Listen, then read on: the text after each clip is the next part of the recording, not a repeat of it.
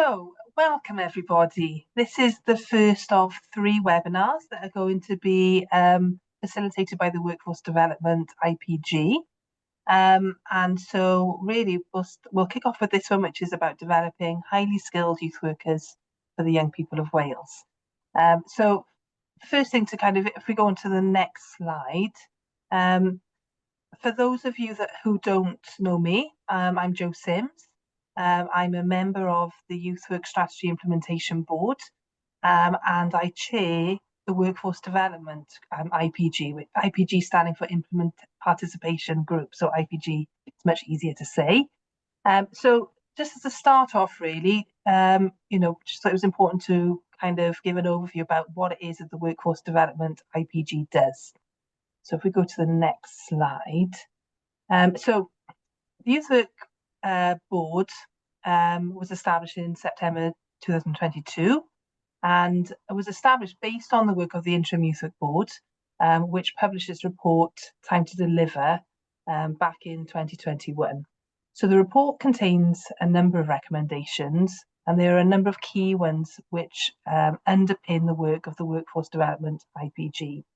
So recommendation 12 is one of those recommendations, which is about building on its commitment to develop and promote the youth work profession with a career structure offering progression. And then if we go on to the next slide as well, and then we've got recommendation 7, which is about establishing an innovation and outcomes framework for youth work in Wales, and recommendation 8, which on strengthening the current EWC legislation so that the gaps in registration and criteria are closed. So it's probably worth saying really that the Workforce Development IPG is leading on this strand of work for the Youth Work Strategy Implementation Board, but it is really to some extent a continuation of the Workforce Development Group that existed under the former Youth Work Board as well. And really the whole approach of this group is around developing a workforce development plan for the sector, which we'll be discussing in more detail as we go through the webinar today. So one of the things that the Workforce Development Group also is minded to do, as well as those 3 core recommendations, is to make sure that in everything that we do, consideration is given to the Welsh language, and then ensuring that we're linking clearly across to all of the work of the IPGs, the other IPGs that sit under the Youth Work Strategy Implementation Board, and also obviously the Welsh language group as well. So that's an overview in terms of the work of the Workforce Development Group. Those who are in here, before we move on to the next part, is there anything I've missed? I'm just thinking, Darren, is there anything there that I've missed at this point, or are we happy to move on in terms of the work? No, you summed it up beautifully, Jo. Okay, there we are. Like a pro. Next slide then, please. Okay, so the way that we've structured the work for this IPG is that it's a very large piece of work, as we all know. Workforce development is huge. And so we have split the work under 3 strands. And so there are 3 subgroups that have been established: a workforce development plan subgroup, a training subgroup, and a funding subgroup. And each of those 3 groups are led by a member of the Workforce Development Group, and really are the doing groups for the work to be fed back into the overall Workforce Development IPG. So each lead is going to give you a brief overview of those groups. So if we move on to the first one, which I think is Workforce Development. So Emma, do you want to introduce yourself in the group? Hi everyone. I'm Emma Chivers. I've been working with the rest of the IPG group on looking at sort of the workforce development plan, and been working with lots of colleagues from across the sector to ask what some of the issues and concerns are. We've spent time looking at other workforce development plans and looking at a sort of type of plan that would sort of suit us as a sector. And more recently, I've been working with Darrell, Tim Opie, of Catrin, to sort of draw some sort of key areas of the plan to sort of come together. And in our next IPG meeting, we will be taking a sort of draft plan to the meeting for colleagues to look at that and give sort of some of their comments, so we can get a really good version to sort of come out to the sector. So lots of work going on in the background, lots of talking, lots of writing, lot of sort of discussion as well. So really looking forward to hearing what you've got to say around workforce development, around the workforce development plan today, and hopefully be able to sort of come back and give you some really positive answers and incorporate that within our workforce plan and take it back to the subgroup. So don't know if there's anything else that you think I've missed, Jo? Or...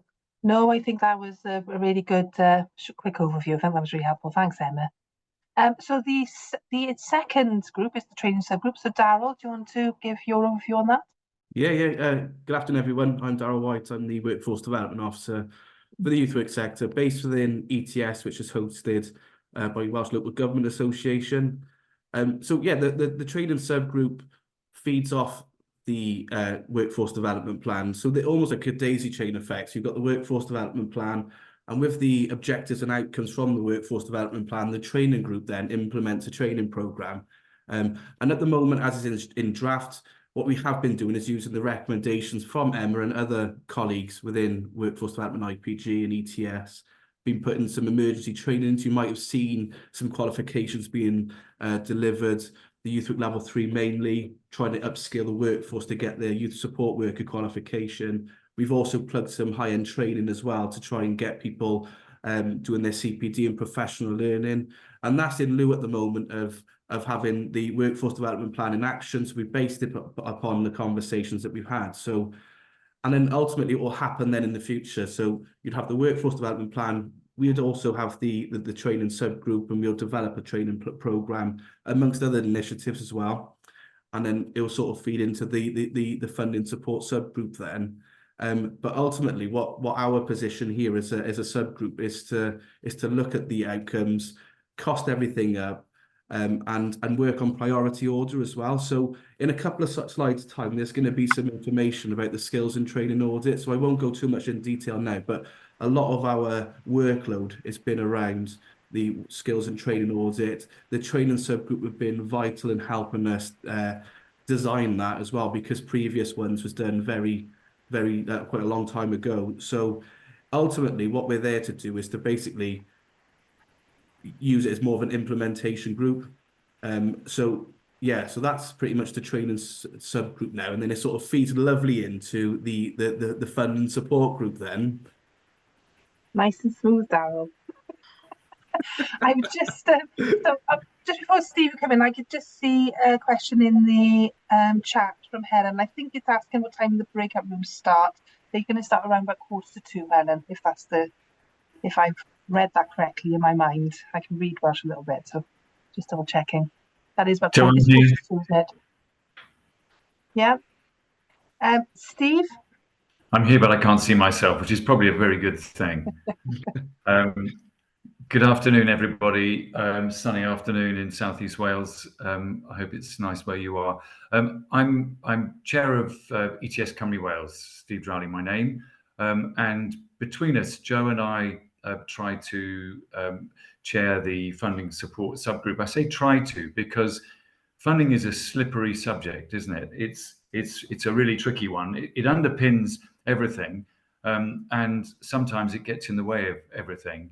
But the job that we've set ourselves is very much in terms of supporting what happens in terms of the workforce development plan and the skills and training audit, which will feed into the workforce development plan.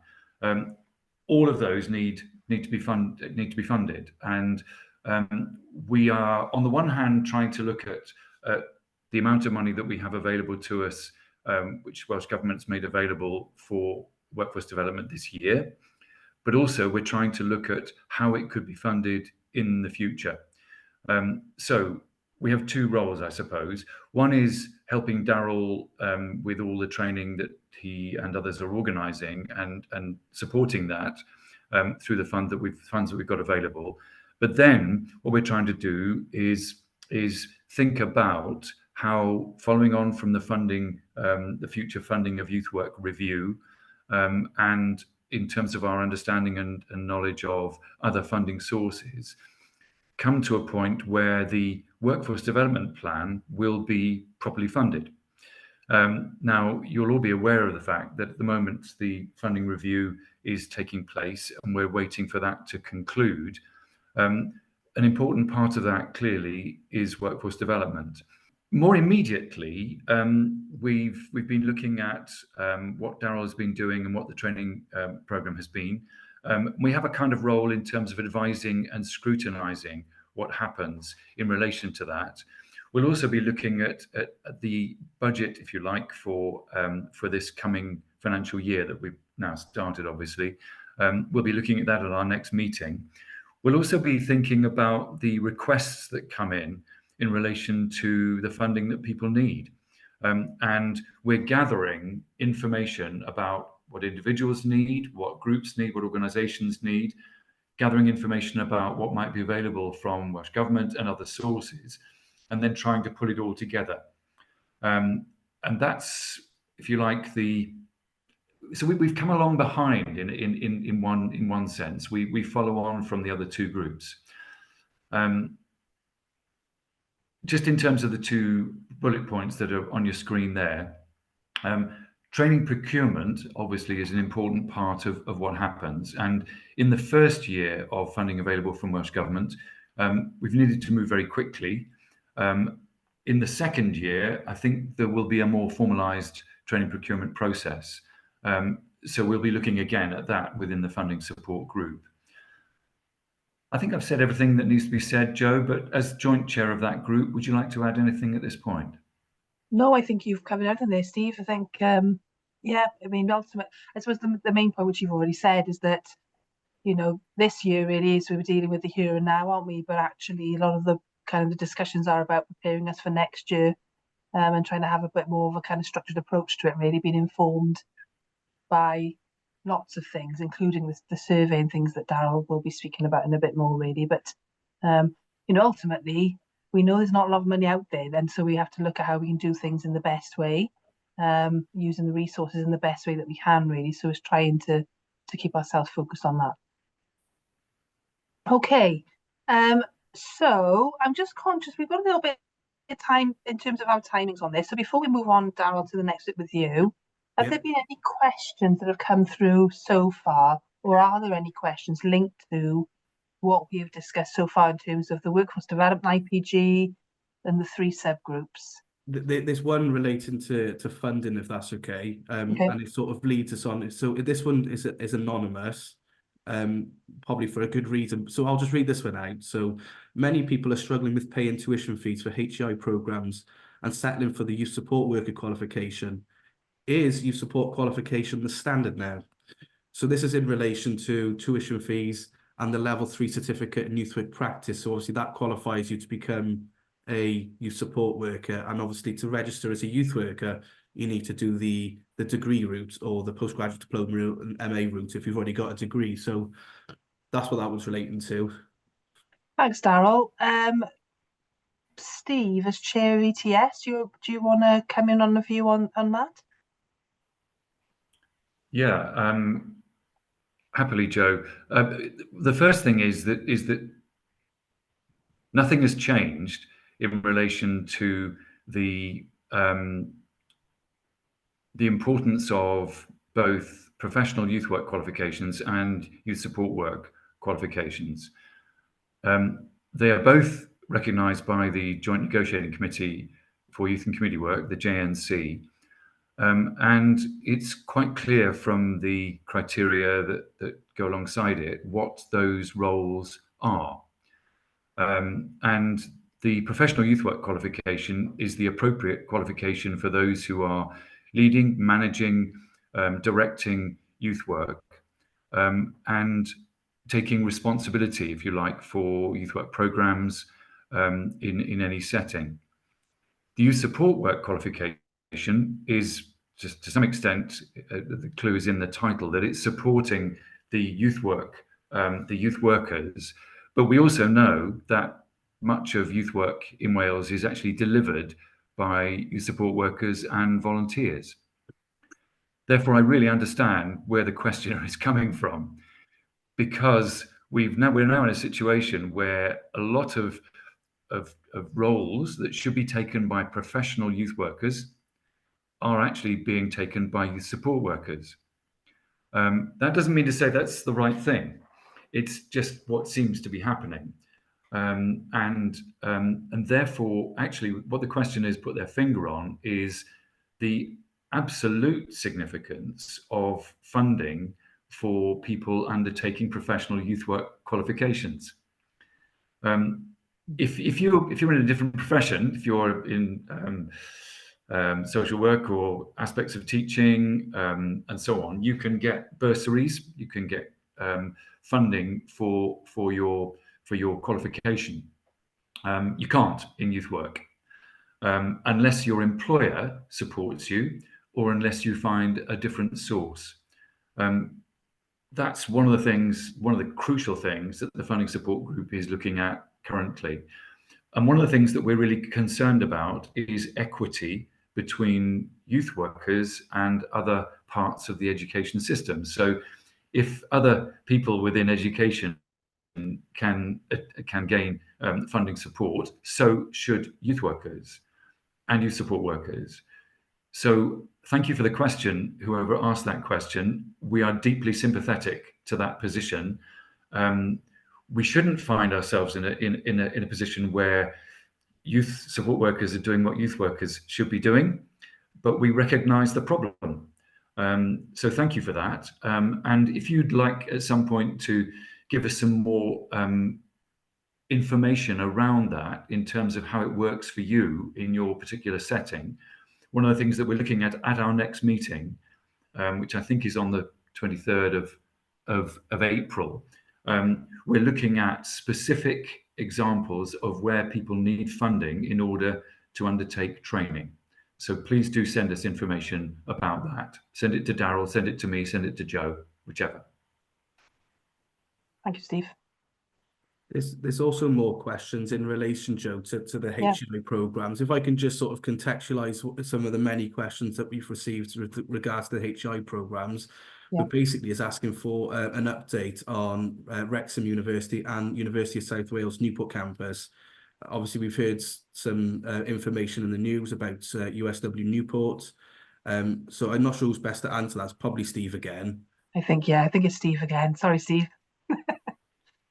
Okay, sorry to grab the airways again. I'm sure everybody's aware of the fact that the deeply disappointing news that University of South Wales has ceased its undergraduate professional youth work qualification course. I have written to the Director of Education at USW. I've written to the Vice Chancellor at University of South Wales, expressing our disappointment about that and our concern about people who otherwise will find it very difficult if they need to stay in the South East Wales area and can't move to a different programme, maybe in Cardiff or in Carmarthen or in Wrexham, would make it very difficult for people to join professional qualifications. We're working on that currently. In terms of what's happening in Wrexham, we are in conversation with colleagues at Wrexham and looking at the ways in which that course can be restarted. We very much hope that it will restart in September 2025. It won't be starting in September 2024, and we won't have USW in September 2024. So we've got a bit of a logjam at the moment. We hope, I know that I've seen that Jill Price is on the call, and I'm sure that colleagues from, I think also Jessica Kilios is on the call too. That others could give us more information about what's happening in those at Cardiff Met in Jill Price's case and at Wrexham in Jessica Kilios's case. We very much hope, as I say, that will start in September 2025. And we are discussing the details of how that will work. And they've got some very innovative approaches to that.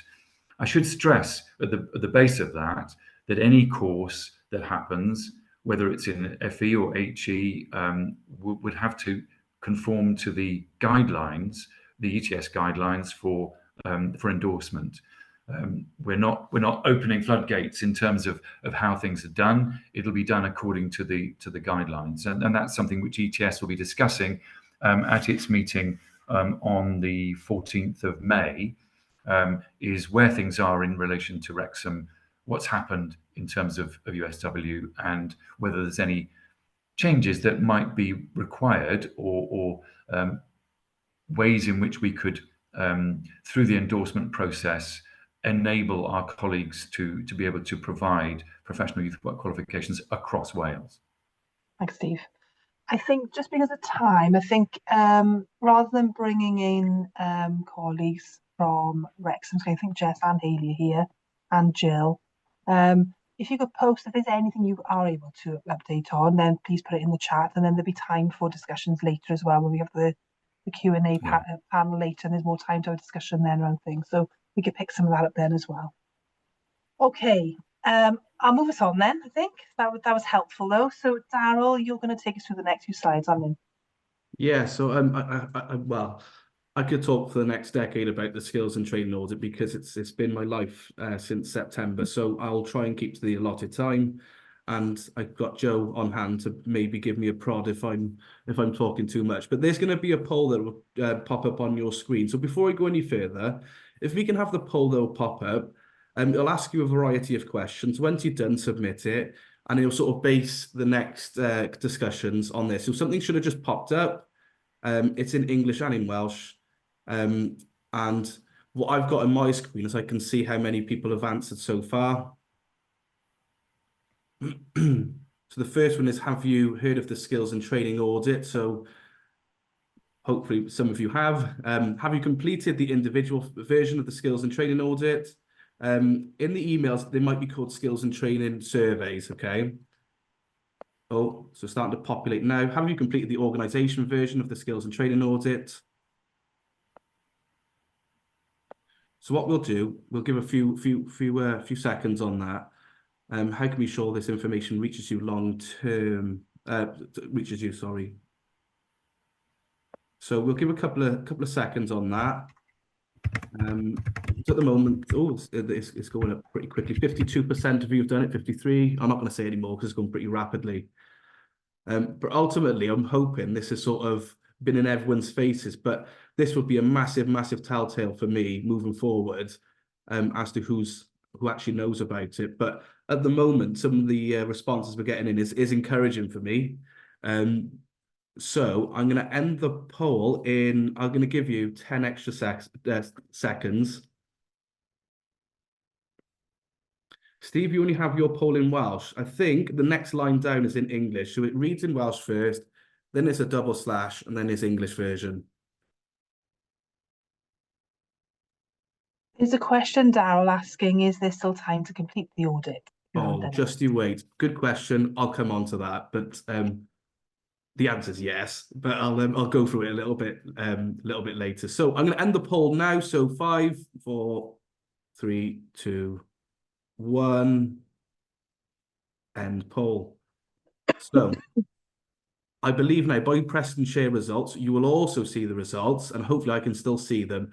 But overwhelmingly, there's quite a lot of you that have heard about the skills and training audit. That's very comforting. So yeah, brilliant. However, a significant amount of you have not as well. In terms of completion, there's more people that haven't completed it. So that's something that we need to look at. So that's the individual version. How many, Daryl? How many? Oh, so I will say now. So 60% of you says you haven't. So it's over half haven't completed it. And same with the organisation version is 62%, so slightly higher. How can we ensure this information reaches you? So I'm going to stop sharing. So a lot of people have heard of it. Not many people have completed it. So if I go to the next slide, I'll just give a quick. I'll keep it brief. I'll try my best. But ultimately, the skills and training audit is a survey. There's 2 surveys. I'll go through what each of them mean. But basically, it's different to research because this is a census-style data collection, which sounds very complicated.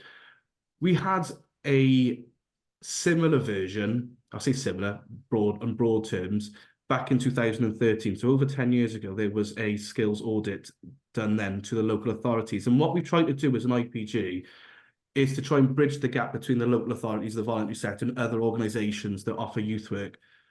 So to do this, we thought we'd put the power back to the sector by doing surveys done by the individuals and the organisations. It's very data collection heavy. Not that there's anything wrong with research. What we thought we would do is try and reach a large amount of people, not in a small amount of time, but in a relative amount of time. So when we're able to make decisions, we can use the data that's available then. So I had a meeting today, and some of the data that's presenting is very, very interesting. So what it'll allow us to do is almost have like a heat map in terms of what training is needed, what professional learning is needed, what part of the sector. We can also break it down per demographic as well. So a large part of this is this understanding the demographic of the youth work that's delivered in Wales. Now, this doesn't replace, from my perspective, doesn't replace your local skills and training audit. You know, it's always good practice to do your own version, but what we're trying to do is use this as an evidence base for the workforce development IPG. And what it will sort of allow us to do is it'll feature in the workforce development plan, which is what Emma sort of leads on. And then again, we will sort of plug the gaps, we hope, with the training support training subgroup. And then we'll go to Steve and Joe and say, look, how can we fund this? So there is a bit of a daisy chain effect, but what will happen after the surveys have concluded is a report will be written and it will feature in the workforce development plan. Once it's all been ratified by workforce development IPG and others and other stakeholders, it will go out to the sector so you can all see. Obviously, we won't identify people and places, but what it will allow us to do is to identify the actual need, and we'll be able to break down the demographics, we hope. This is the first of its kind. So, you know, one thing I must stress, we're going to do a lot of learning if we do a future version as well. So we've had to learn on the spot now. We've had to implement quite a lot. Also, what has happened recently is when we were designing this, it's gone to each IPG, it's gone to a variety of people, and it was also piloted by 2 similar-sized organisations. So one was Monmouthshire County Council's Youth Service, and the other was a voluntary sector organisation, Urban Circle Newport, both comparably the same size as well. And once we've done that, we implemented change. We've done quite a scrutinous evaluative change. I can see in the chat box there's quite a lot of people asking for the deadline. So the deadline was meant to be today, but we're conscious that we want as many people to take part in this as much as possible. So the deadline now is going to be next Monday. I did have the date in front of me. The date next Monday is the 22nd. Now we don't want to extend it any further than that, because what we try to do is to try and do this pretty quickly so we can get this report written, implemented in the workforce development plan, and then we start implementing some of the training that's available. So, sorry, Joe. I think you're on mute, Joe. Sorry, yeah, a couple of questions. Sorry, Daryl, Yeah. probably relevant now. I think you've answered Deb's question around, can we break this down into national, local and regional footprints? The answer is yeah. So yeah. On one of the first pages of both surveys, it asks about the demographics. We're able to identify local authority area, but also we've added into the back of each survey, the individual survey, the equality and diversity monitoring as well, so we can see if we're representative of the people that we deliver to as well. Okay. And the other question I can see from Catherine is, do we know the timescale of the results of the survey? So obviously the deadline's been extended till next week. Yeah. Do we know the timescale of when we'll have the results? The results are instant, because it's a live feed, the results are always instant. But in terms of when it's ended and when we get to see some key data, there's a lead time of 4 weeks. Okay, that doesn't mean the report will be written. What will happen is the surveys will close. The data then is shut, basically. So Data Cymru, who we've commissioned to do the data side of this, is going to do all the number crunching. They'll clean the data. They will ultimately then report on the patterns and demographics. So the key information then will be fed back to WDIPG, so we're going to start making some strategies and decisions based on early indications. And it will take a while for data coming out. It's really difficult to give a solid answer because it depends on how much data is there. If you have 10 responses, which we don't want, and we've got way more than that at the moment, but for example, if we had a small amount of responses, it wouldn't take that long. But if we had thousands of responses, it's obviously going to take them a lot longer to wash the data, to contextualize it, put it into graphs and charts. And what we're trying to do is to understand patterns as well. Mm. So that was a long answer from my perspective. That's fine. Donna, can see your hands up? I hope you mind. I was just going to drop in and say it's really great that we've had the opportunity to share the survey link again with other people, and that we've extended the deadline, because this is a pilot approach. So the funding that we've had is available for this year. We don't know what the future is going to look like in terms of funding for the youth work sector, as well as everything else as budgets are set. This is a really essential part of the evidence building, as Daryl has said. This is an opportunity for us to be able to really plug some essential holes in terms of the gaps in training that's being provided, and that training to be funded through this pilot. So I'd really urge people, if they haven't already completed the survey and they haven't completed at an organisational level, or they haven't shared it necessarily with their colleagues and their staff members, please do that, because it is really an essential tool, and it's only going to be as good as the information and the evidence that you help us gather as part of it. Thanks, Joe. Thanks, Donna. There's a question, the last question in the chat that I can see is from Julie Edwards about how to encourage those who work with young people but don't necessarily identify as youth work organisations to participate. I mean, I think the starting point, Julie, is that the skills and training order is for youth work practitioners and youth work organisations. However, you know, if you are talking about in that context people that would fit with, then ultimately we've gone out to the, you know, through the PYO group, through Quivis, through the Youth Work Bulletin Board, and then anybody who receives that can forward that on as well. So we're relying on all of you really to share it far and wide, so that we are reaching as many people as we need to ultimately. I mean, Daryl, is there anything you want to add to that? Just on the screen, there's 2 QR codes, which takes you to the individual survey. So the top one is if you're a youth work practitioner. So what we'll also do is we'll send you the links. Every Tuesday seems to be our run of when we try and push this out. So if you're a youth work practitioner or you're a student working towards a qualification, this is very, very important. It doesn't take you that long. So when I met with Data Cymru today, it's averaging that people are taking around 5 minutes to complete the practitioner version, which is way less than what we anticipated in the first place. So it's 5 minutes of your time, but honestly, it will really, really help us implement strategies moving forward. The second one then is if you're a youth work organisation and you're sort of completing this on behalf of your youth work organisation. So if you imagine you're a large organisation, but youth work's part of your remit, you should also do this as well. It allows us to map out a lot of things in terms of the training need, demographic as well. Also, we ask questions around recruitment and retention as well, in terms of how we can keep our professionals here in the sector, and so they don't go and work to other areas that value youth work skills. So you can either scan on the screen now, and it will take you there, although maybe scan it and then do the survey after the webinar. You know, like I said, it'll take you 5 minutes.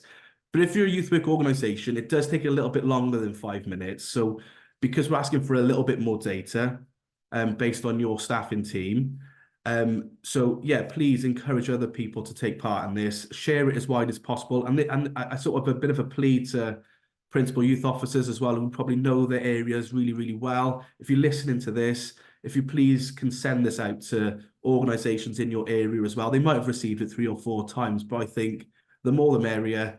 But please encourage people to do it, and your own staff and team as well. And if you haven't done it yet, maybe after the webinar, you can get started on it. But if you need any help, give me an email or give me a ring if you've got my number. I'm more than happy to chat this through with you. But it closes next Monday, so if we can make a massive effort, and I haven't gone over time, so I'm pretty thrilled about that, because I thought I would do. But if there are any questions really quickly relating to the skills and training audit, I'm going to send it out tomorrow again, just because I love doing it every Tuesday. And obviously it'll be a bit of a ticking time bomb then, because it's going to end the following Monday. Thank you, Daryl.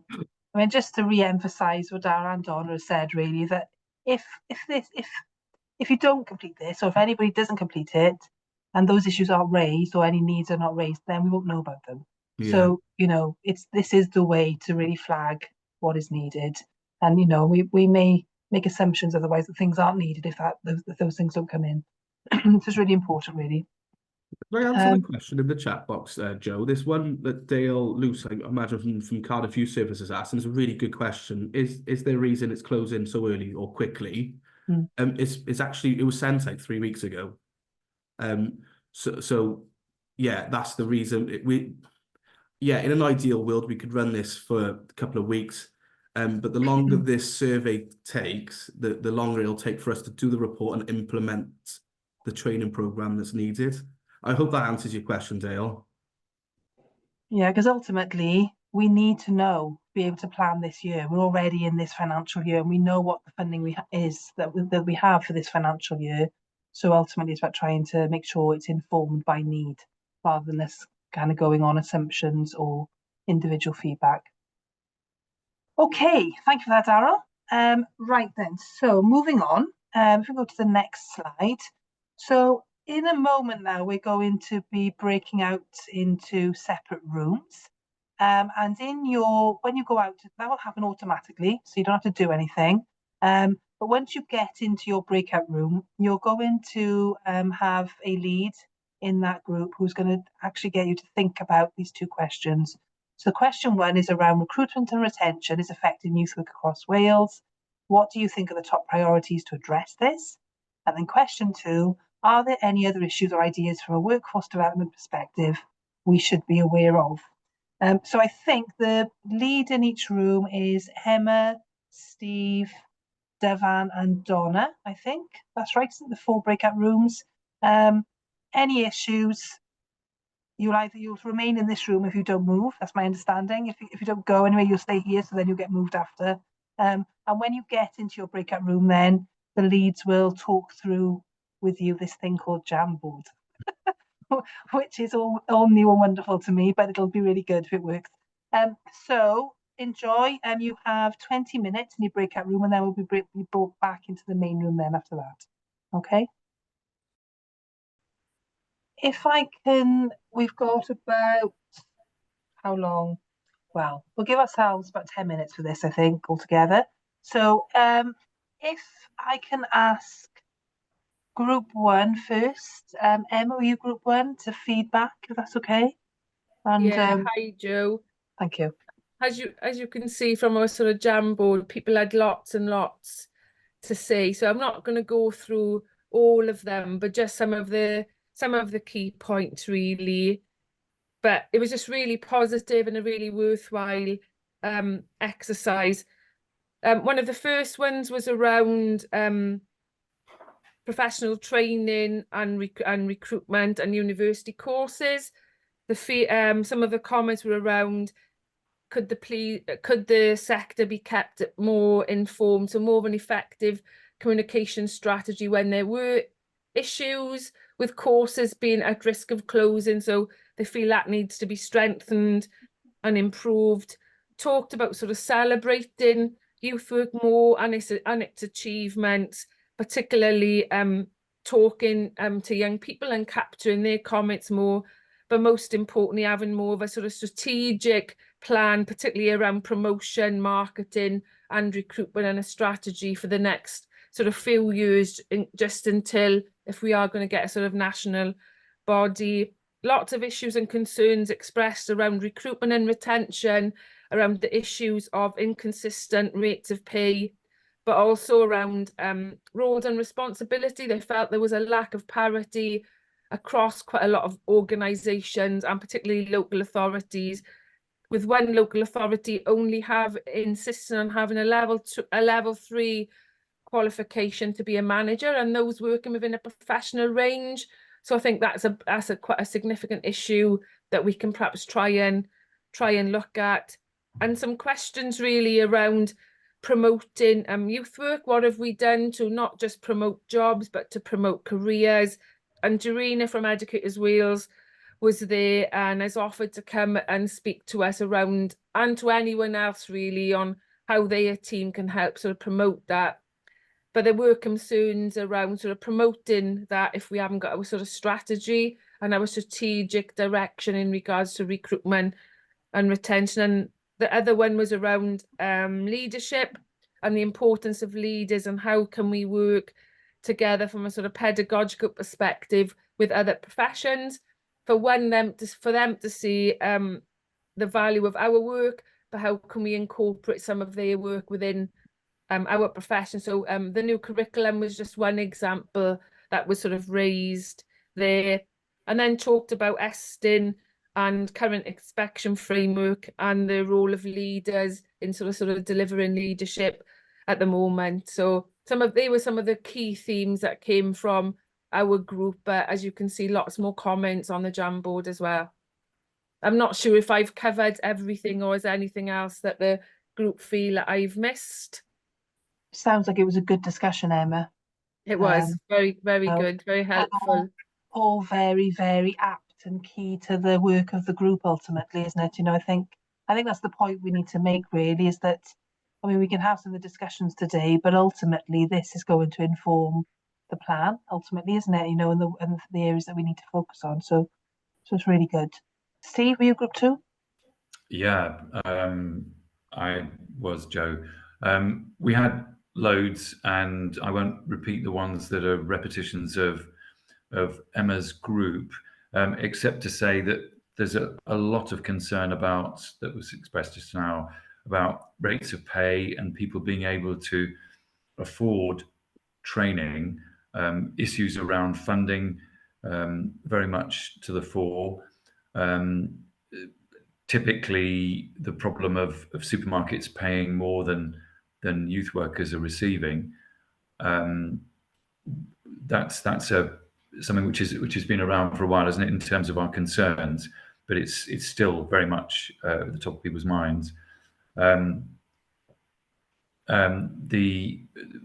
picking up on that in terms of one organisations that can't afford to pay J&C, that's an issue.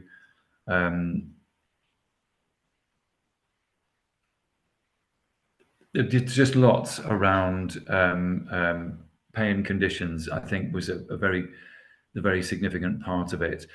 Another one that I'd pick up on too is in terms of registration, the anomaly of registration being available only for level 3 and professional qualified, not available to level 2 or to volunteers.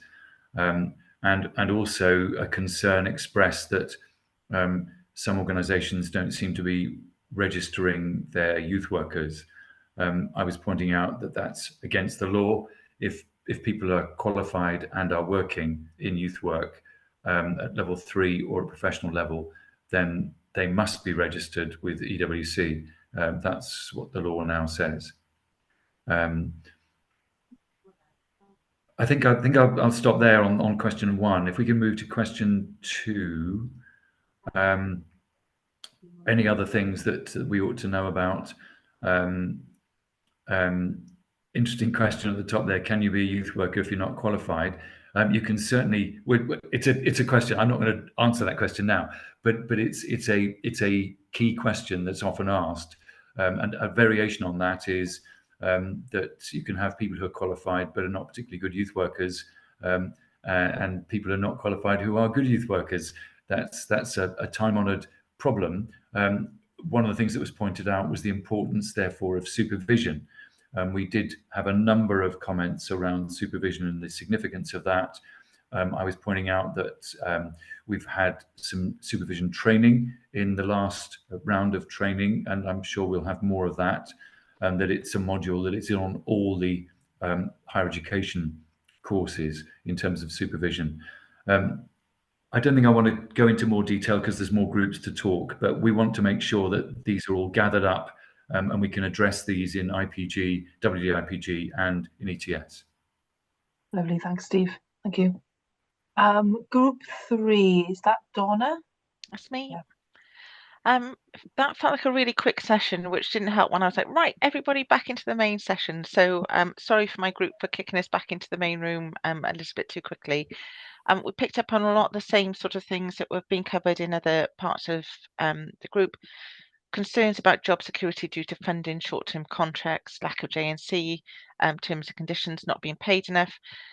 We talked about antisocial hours, people wanting to work from home more and being less keen to work on weekends and evenings, and that being a big barrier to being able to recruit people. Then we talked about things like being able to attract the right people at a degree level when other people are now thinking about level 3 as being the main qualification, which sort of echoes similar conversations we've had earlier.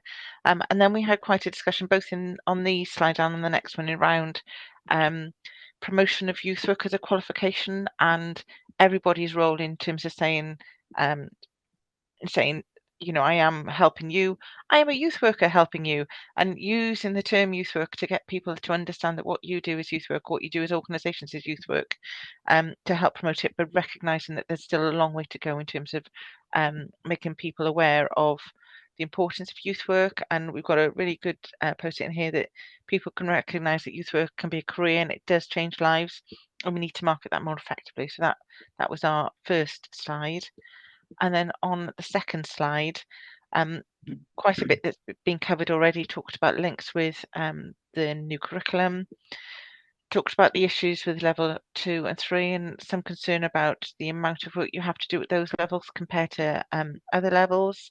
For example, level 4, talked about the need for digital online skills, information and more media literacy. And then we talked about youth work in non-youth work settings and the importance and the challenges of having managers who may not fully understand what youth work is and how that fits in and how the training needs to fit in with that. There's a lot of other points on the Jamboard that I know that we'll discuss further. Lovely, thanks, Donna.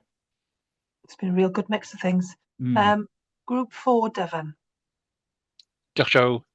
Yeah, lots of similar points raised in our group as well. Diolch, Mared, Cariad, Helen, and Rachel who were with me in this group.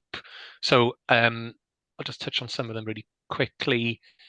Building on some of the points that we made earlier around the need for clear information on career pathways and goals. There was a sense maybe that youth work is sometimes seen as a stopgap and that we need to build a sense that it's a career and all that offers. There certainly needs to be a better understanding as well, at an organisational level of the need for those who can work confidently through the medium of Welsh, and also for organisations themselves to be as flexible as they can. I think, Donna, you mentioned there antisocial hours. That point came up as well in our discussions, and that flexibility that the youth worker offers there needs to be also balanced out with the flexibility from the organisation as well. So those are the first points on that first question. And then on the second question, what could be done differently or do more of? We had a discussion around the value of international visits for staff as well as young people to provide an opportunity for practitioners to see best practice, as well as for them as individuals to share how things work in Wales. The need as well throughout and across the sector to share best practice with each other, and the need then for improved communication with each other to provide opportunities for that. We also had a brief discussion as well around Careers Wales and the information that they offer and provide to young people and others around what youth work offers, and a recognition that inevitably will vary, but is there anything that we can do to improve on that information and work together to build that understanding? Thanks, Dyfan. A real breadth of discussions, it sounds like, then has happened across all 4 groups, really. So as we've already said, we'll be obviously capturing all this information and using it now in our discussions. It'll inform the plan, in terms of the workforce development plan that's being developed. It'll inform the other 2 subgroups as well, obviously. So I'm just thinking, are there any questions that have come up directly to that? Or has anybody got any questions directly linked to the groups that they were in, or any points they want to make before we move on? If not, there was questions submitted beforehand if it might get people thinking. So, yeah, I'm just thinking before we move on to the Q&A panel, but if there's no questions linked to the groups there, then we can move straight on to that, can't we, the Q&A panel. So we've got some questions that have come in prior, Darryl, haven't we? Jill, there is a hand up, I can see. Oh, let's have a look. I can't see it. Can somebody see it? Is it Leslie? Leslie? Hello, yes, it is Leslie. Leslie Critchlow, who's worked for Kaya Park Partnership in Wrexham. And we were talking about youth workers being able to lead in Welsh. Now, I was brought up in North Wales and could speak and learn Welsh when I was younger, but I've lost the ability and the confidence to speak and to lead a session in Welsh. So would there be an opportunity to engage in Welsh courses, which, because obviously we are dealing with a profession here, so it'd be professional language. It necessarily wouldn't be conversational Welsh, which I can speak, and although I understand the professional language and I can understand written language, but I can't really conduct a session or lead a session in Welsh. It's a really good point. I think it's a clear training need that's come through, Leslie, I think, from, in the discussions we're having at the Workforce Development IPG. So I would say no doubt we'll be looking at training that's needed for that, really. Darryl?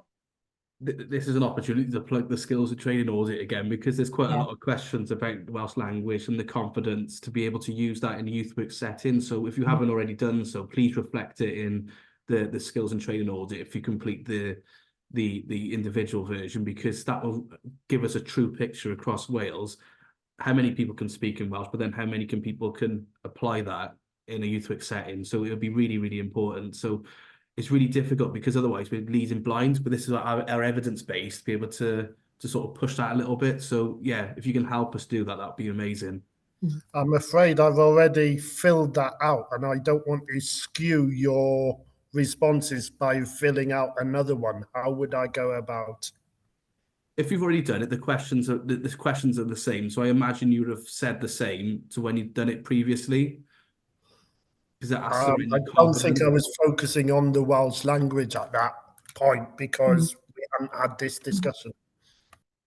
Is your name linked to when you submitted it, Leslie? Do you have to put names? I can't remember, Darryl, whether you put names. There's no names. We're not allowed to. We haven't identified people personally. Oh, right, okay. But if you think your responses has changed, I don't know the answer to that. I can maybe look into that. Donna? I think having developing people's confidence to use Welsh and to have that refresher, I think there's already quite a bit of training, free training that's available to a variety of sources. So one of the things, Darryl, I think you're going to be looking into will be that wider link in terms of what's already available that doesn't require further funding, because sometimes if you don't know it's available, you don't know it's available, and it's just, how do you build on what you've got at the right level for individuals, and do we need something specific for youth work? So I think that's something we can discuss, because it is something that's come up a few times, even if it doesn't necessarily come through the survey. Yeah, we know that that's another action, one of the recommendations from the board in terms of encouraging Welsh language services anyway. So I think it's a really good question. It's something just to remind us not to forget about, and the different levels, and the different level of confidence people have to speak Welsh. Yeah. Thanks, Donna. As I was going to say, Leslie, ultimately you've raised it today now, so we've captured it, haven't we? We've captured that from your perspective as well. So yeah, as Donna says, this is coming through time and time again, so it's something we're going to have to think about, really. Okay, right then. So we are now at the Q&A panel session. So we have had, so those of us on the panel are myself, Darryl, Donna, Steve and Emma, all from the Workforce Development IPG. We do have other members of the Workforce Development IPG here today as well. So, we're not the only experts in the room, or the experts at all in some cases. So, ultimately, when we have questions come through, if anybody at any point feels that they have something they want to contribute, please do. You can do it in the chat, or you can put your hand up and speak as well. So I'll, be kind of doing a open out to anybody to come in at certain points as well. I know we've had some questions sent through in advance, Darryl. So I think if we start with those and then we'll open it out to everybody then, if that's okay. Yeah, there's quite a lot of questions around the sort of communication strategy with training. It seems as if that there's no clear one shot window in terms of where to access training through. It seems if it's a bit all over the place in terms of what people are saying on the questions. I'm happy to answer that one if that's okay. So there's a couple of questions relating to training. I understand that is an issue. There isn't a sort of clear hub at the moment where all the training is. And I know Educators Wales are the sort of go-to place. So we're working with Educators Wales, but in ETS, we're looking at sort of developing a training hub so you can access the funded courses through Welsh Government and then through ETS. So it will be a place there. I put it in the chat box recently because we're using Eventbrite at the moment, a really good platform, but that seems to be our home for the training at the moment until we look at a more sustainable option. To do this, it's going to take a bit of time. So we just urge everyone to have some patience whilst we look into this. This is not an area I'm familiar with and many others aren't. But we're working with professionals who this is their bag. And what we will do is be able to pilot something once we have something that's available. So bear with us. And we are working with Educators Wales. And I'll plug the training again. It's in our Eventbrite. So if you sign up you get pinged every time we update it as well. So that's the update for now. So the point really, Dan, is that we'd really encourage everybody to use those QR codes that came out earlier to link up so that they're signed up to all the key routes for information in the meantime. Is that right? Yeah. And then, as this all develops, ultimately, we would all like there to be a single point. So we're kind of working towards that, but this is where we're at right now. So it's really important that you sign up to anything that we've shared today so that then you are able to receive directly the information that comes through. Yeah. Okay. There's one question here, but I'm going to leave it anonymous if that's okay. There seems to be a postcode lottery with the quality of level 2 and 3 courses. Why is this? So it's quite a controversial thing, quite a controversial question. I'm not sure who or where it's aimed at. Okay. Anybody on the panel in particular would like to answer that one? Donna first. I think it's concerning if there is an inconsistency in quality. I'm aware it's something that has come up, I think, in the ETS committee meeting in terms of that consistency. So I would suggest it's not something we can answer on this, but something that I can assure everybody that has been already started to be looked at as part of the ETS committee discussion meetings and as part of the workforce development. Can I add to that? That's absolutely right, Donna. But to add that one of the things that has changed in the last year is that we've started a forum, a providers forum for those organisations that are actually providing level 2 and level 3 training. And that wasn't the case before. It was something that we were very concerned about within ETS in terms of that quality. Consistency of quality across Wales. The Providers Forum does enable all those who are engaged in that to share good practice, but also to challenge each other in relation to how they're actually delivering. Sometimes it's about resources, sometimes it's about individuals, sometimes it's about misunderstanding of criteria. There are a range of reasons that sometimes things aren't as they quite should be. But that Providers Forum really is making a difference. And it is something, as Donna absolutely said, that within ETS, we want to ensure is the case. So if there is any further information that people have about that or anything they want to share, whether that's confidentially or more openly, please do get in touch with us. You can contact us through ETS. There'll be links, Darryl, I think, won't there, at the end of the webinar for various organisations, and the ETS's link will be there. Yeah. Thanks, Steve. Okay, Darryl, any of the other pre-questions? Yeah, so this one is from Dale Luce from Cardiff Youth Survey. So what thoughts have been given around the need for digital tools for engagement with young people and for youth workers to be involved in digitalisation of services? So I think this one's aimed at around working with young people through digital means and having the tools to be able to do so. I know Emma has added some bits in the workforce development plan. We've had discussions as well about further training. Again, before Emma jumps in, I'm going to just plug the skills and training audit, because in terms of the digital side of things, again, as youth workers, we tend to be like this polymath. We try to be experts at a lot of things, but this is our evidence base to be able to offer more in-depth training if there is a need. Thanks, Darryl. So Emma, do you want to start in terms of coming in on anything you've picked up in your discussions around the plan? Yeah, just to say that we are aware of the need for this. There is a section within the workforce development plan that will be sort of looking at this, but we are waiting for the results of the skills and sort of training audit to sort of come in before we sort of start to populate that, but also working with Mark, who's leading the other IPG group on this, and working quite closely to make sure that it fits and aligns with what's going on in other parts of the sector, but also incorporates the needs of the youth workforce as well. So that will be captured within that section of the plan. So hopefully that will be a really positive start to addressing some of the workforce needs in regards to digital provision. Lovely. Thanks, Emma. Okay, Darryl, any more questions that you've had in advance? There's one more, but it's huge. So, how does the funding review affect workforce development? Once the review has concluded, will this mean better funding or a fairer system for funding? Nice question. I guess that's to me then, isn't it, really? Yeah. It's Donna Robbins all over.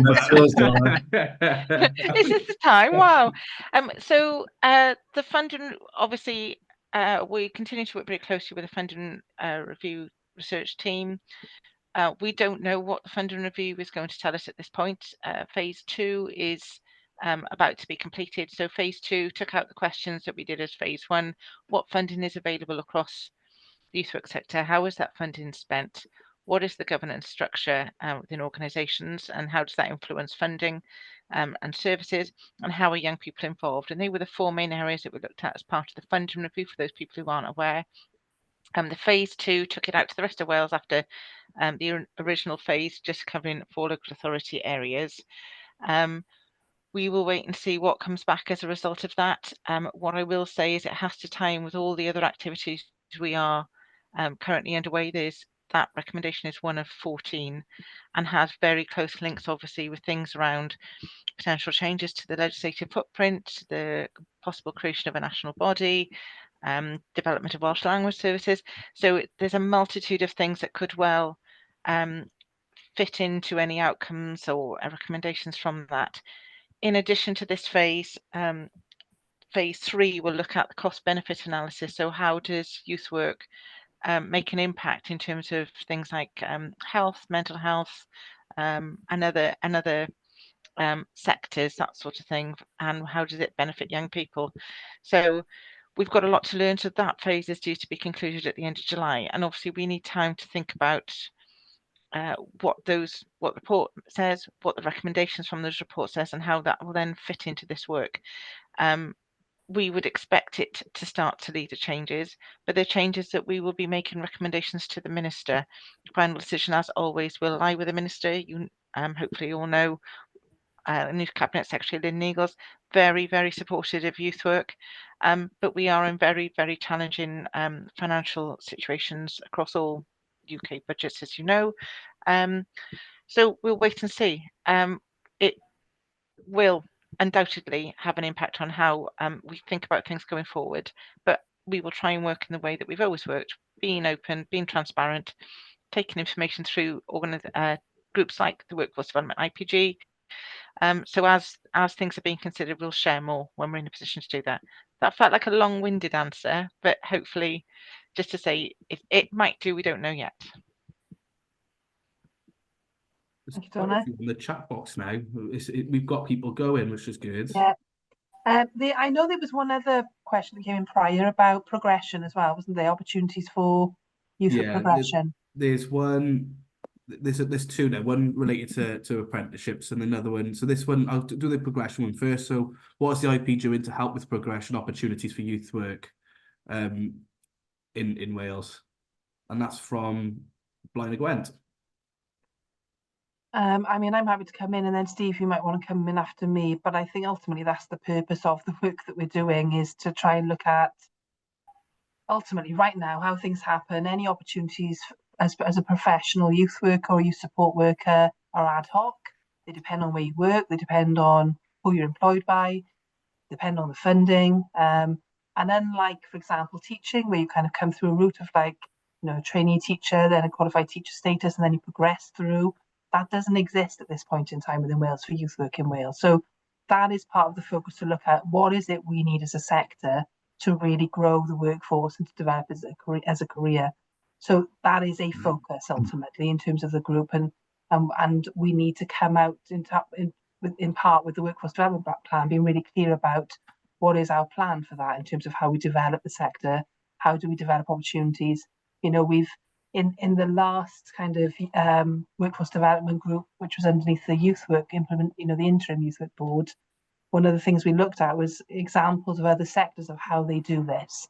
And so it's that learning really, and trying to look at what fits for this sector, how can we make it work, you know, and things like the funding review is so important, because at the minute, many of us are reliant on external funding, which is not consistent, which doesn't last the same length of time. So to have anything like a 10-year plan, for example, is really difficult. So they're the things that we're having to grapple with at the moment. I mean, Steve, is there anything you want to come in on that as well? Just to say that I know of maintained sector organisations and through Quivis in terms of the workforce development group that works brings together people from all voluntary organisations around workforce development, that there are good things that are happening and that people are working hard to ensure that there are progression opportunities, but it's in a difficult environment, as Donna was just explaining as well, and we all know that. I think sharing good practice can help. I think enabling people to know about qualifications that they can gain, which will enable them to be more competitive in terms of job opportunities, in terms of learning development.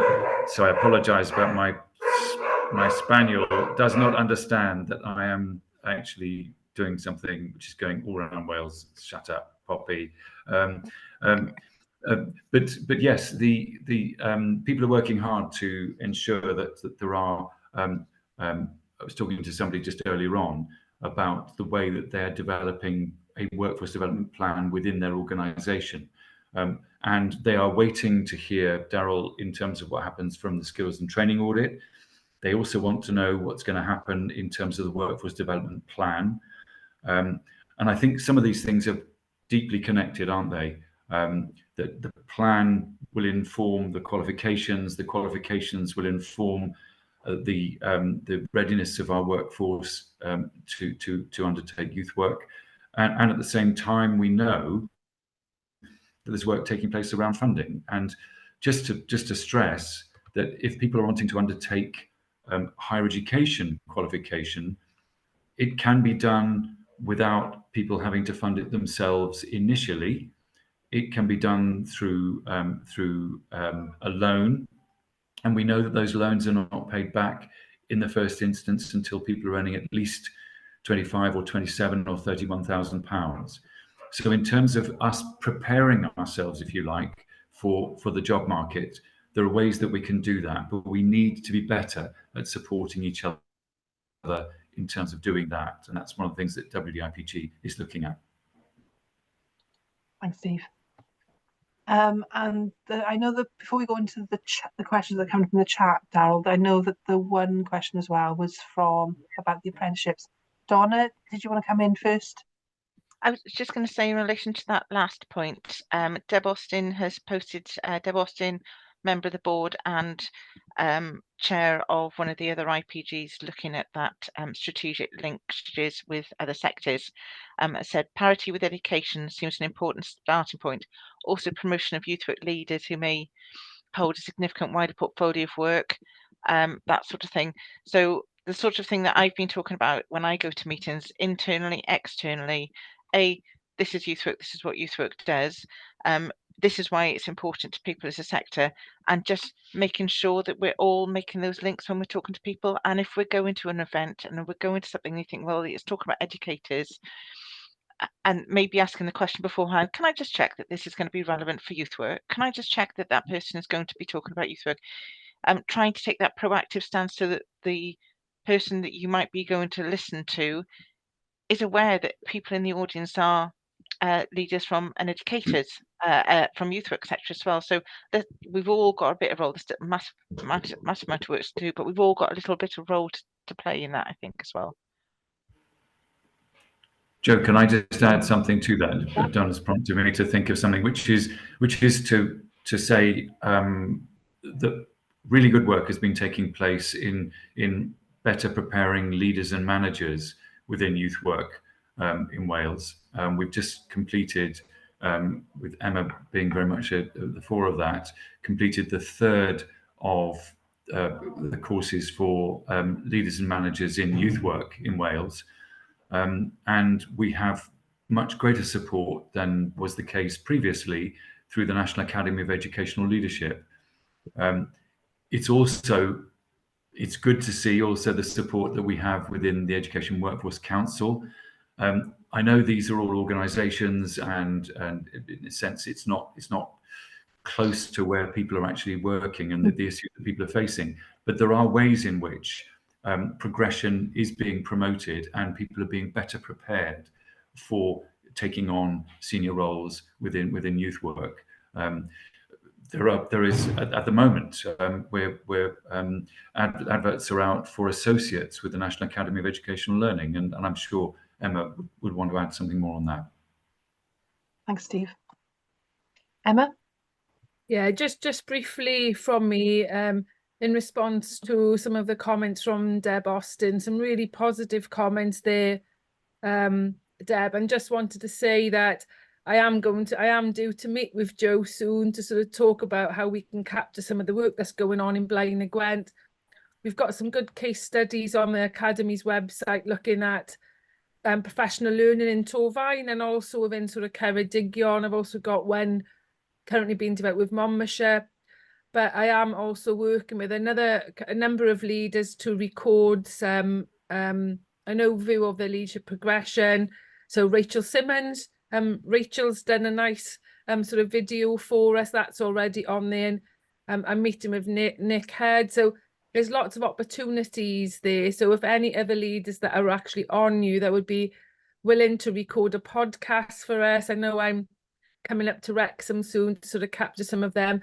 And it's just for us to get our presence even more out there within the sort of broader education sector. I know Donna, Dyfan, Tim, Paul, all of us, the board, are really strong advocates. But I think we just need to sort of keep sort of chipping away at keeping to raise the profile of youth work, and that we have got, I suppose, a sort of strategy to sort of help us to sort of do that. So if anyone wants to sort of come on board and share the leadership journey, please contact me and I can sort that out.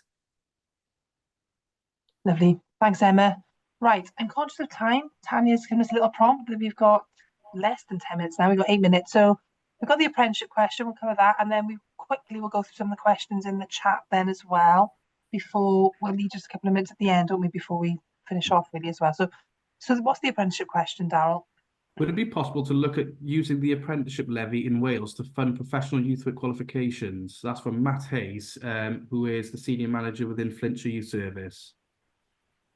So Liz, who has been doing a bit of work on this, I don't think Liz is here today, is she, Liz Rose? No. Steve, I know she sent us an update earlier. Are you able to answer that at all? Yeah, sure. There isn't currently a degree apprenticeship for youth work. Employers in Wales do pay the apprenticeship levy, so there are apprenticeships, we know, and the IRF has been very prominent in providing apprenticeships at level 2 and 3. But there aren't any degree apprenticeships at the moment. part of the issue is that the only degree apprenticeships, as I understand it, that are funded in Wales are those with STEM subjects in education, in formal education, and youth work is not part of that. It's something which we've looked at in the past, and we've drawn a bit of a blank on it, if I'm honest, in terms of taking it up to degree level. If there were to be apprenticeships in youth work, they would need to be located in further education settings. And then if they were going to be part of a professional qualification for youth work, there would need to be a top-up in one of the higher education institutions. So there'd need to be a partnership approach, basically, between FE and HE to ensure that that could happen. It's a bit of a technical answer, but it may be that it's something we could explore further. We've certainly looked at it within ETS. It's a question that's arisen, and we are conscious of it. Apprenticeships are now happening in England, and therefore there's a degree of pressure that this should follow suit, perhaps in Wales. But currently, there isn't. It's kind of blocked off in terms of funding and in terms of processes, as I understand it. But others may have more understanding of it than I do. But that's our understanding at the moment. Thanks, Steve. I mean, I think the point is that it's on our radar. There's a piece of work happening as well, isn't there, really? So it's ongoing. I mean, Dawn, I know you've had some involvement as well, haven't you? I don't think there's anything you want to add, but I know Liz has been more involved, really. No, I don't really have an awful lot to add other than to say the issue really is wider than just youth work in terms of funding for apprenticeships. So it's something that Liz has worked quite consistently at, to be honest. But I think it's good for us to have, as part of our workforce development and our workforce development plan, a better understanding of where we are with it at the moment. Okay, thanks, Donna. Okay, right then. So we're going to do kind of a try and work through the questions in the chat as quick as we possibly can. I'm not sure whether we all try to get thrown out at 3 o'clock or we don't. Okay, that's fine then. So if it slightly goes over, appreciate people might need to leave, but we'll try and cover the questions that are in the chat before we just finish off the last 3 slides, if that's okay. So have you seen them, Darryl? Yeah, I've been trying to answer them through the chat box, but a lot of things around, you know, is the courses available online, whereas there's a large proportion of them are online. You know, not all courses will be online. It all depends on the course as well. So we try and make it as geographically spread as possible and try and do it in areas of need. So that's how we've been doing that as well. So trying to think if there's anything else. Mark has added some bits in here in terms of digital services as well to young people. And I think that's There it. was the one from Alison Harbour around. We recently delivered the supervision level 3 module at Yes. UW Trinity St David's. Do we have any plans to deliver more modules in the future? The answer is complete the skills and training survey, and then we'll consider it. So yeah, so I'm a anything broken like that, record. put in your return. Yeah, okay. Yeah, they've been really well received, the supervision ones, and we had really good turnout in the one previously delivered by Josh Klein from Monmouthshire.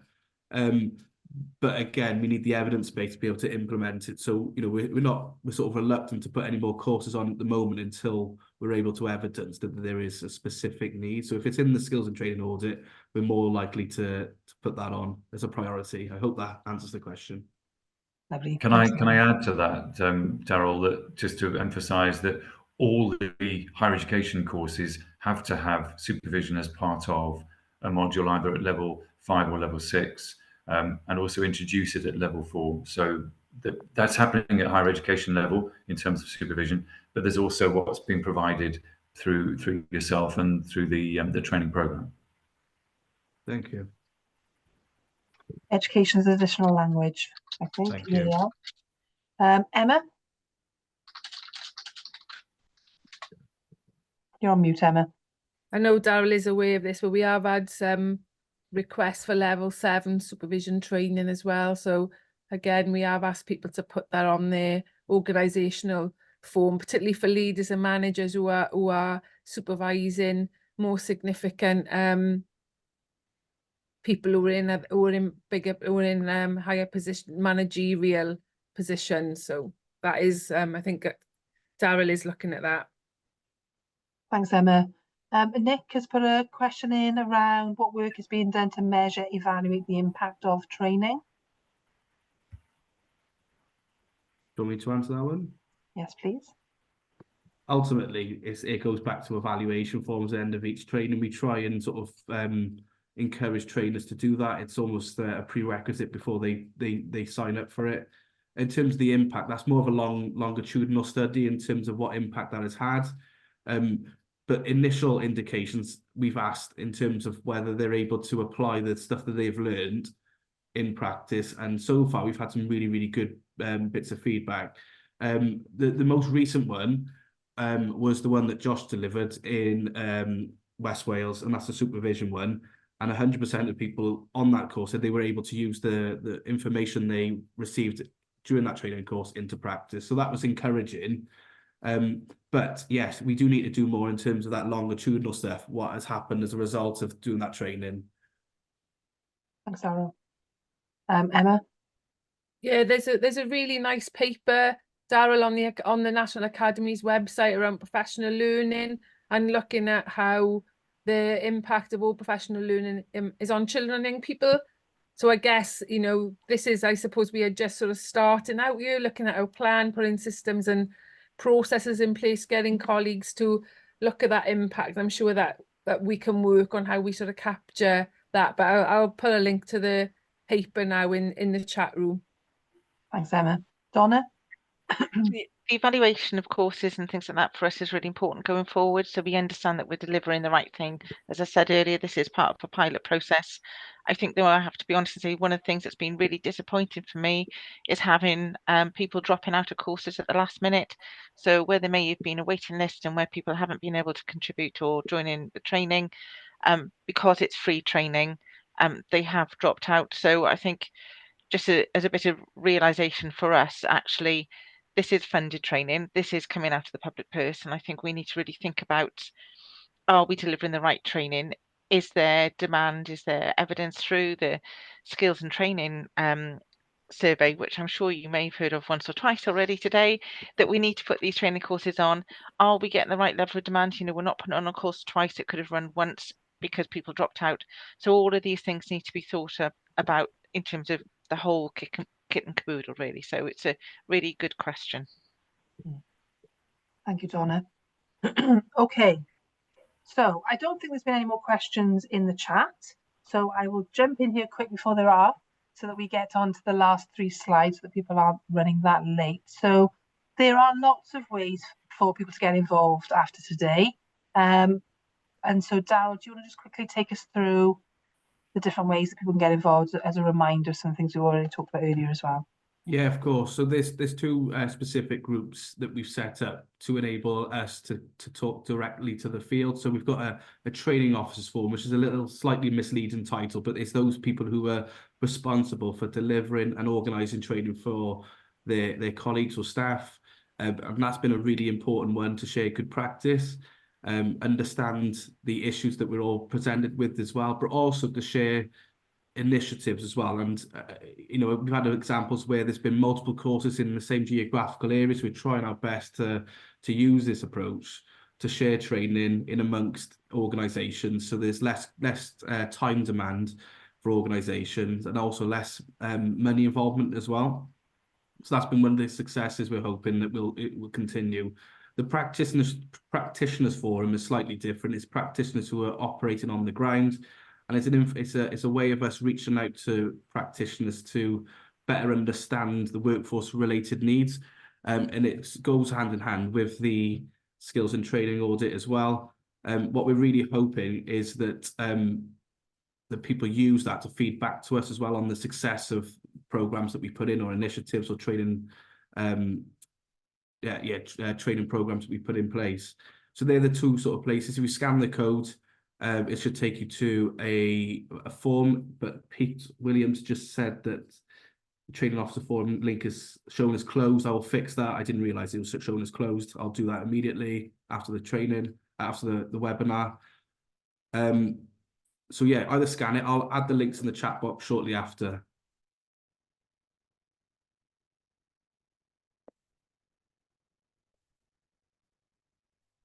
Oh, Joe, I think you're on Sorry, mute. I'm on mute. Yeah, I know. I'll be talking. So next slide. I'm just checking. Right, okay. So yes.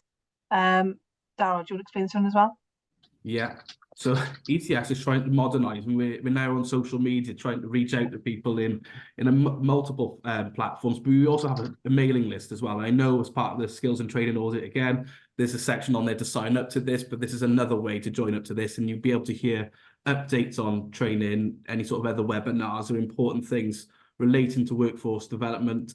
We'll try our best not to spam you as well. We'll try our best to keep it short, succinct, and targeted as well. By scanning that, you'll get updates on the latest training that's available within the sector as well. But yeah, as you can see at the bottom of the screen, either email us on our email box. If there's something related to Joe, we can always pass it to Joe and Steve or Donna and Emma, or follow us on X, formerly known as Twitter. We're also on Facebook and LinkedIn. So we'd love it if you guys could follow us. Thanks, Darryl. You'll have to check the links again, Darryl, just because both the training officers and the practitioners when they're appearing closed. I thought I fixed that. I must have dreamt it. I'll do that immediately. Apologies for that, folks. Okay, thanks, Darryl. Okay, well, thanks everybody. As we've said at the beginning of this is the first of 3 webinars that we're going to be running. So after today's webinar anyway, an email will be sent out to all participants with the slides, with the links that are on the slides, and also an evaluation of today's webinar. We'd really appreciate it if you could complete the evaluation, because that will help us for the next 2, to make sure, because really it's trying to find a balance with so many of us all together, to make sure that there's an opportunity for people to kind of speak and interact with each other. And whether we've got that right today or not, I don't know. So I think we just really would appreciate the feedback, really. But I think that's it, really. I think that's kind of where we're at. I hope it's been helpful. I hope people have found it useful. And any feedback is good feedback, because we want to make sure that it's right and it's worth our time ultimately. So please send in your evaluations, sign up for the next 2 if they're relevant for you, and we will see you then, if not before. So thanks, everybody. Thank Bye you then. all.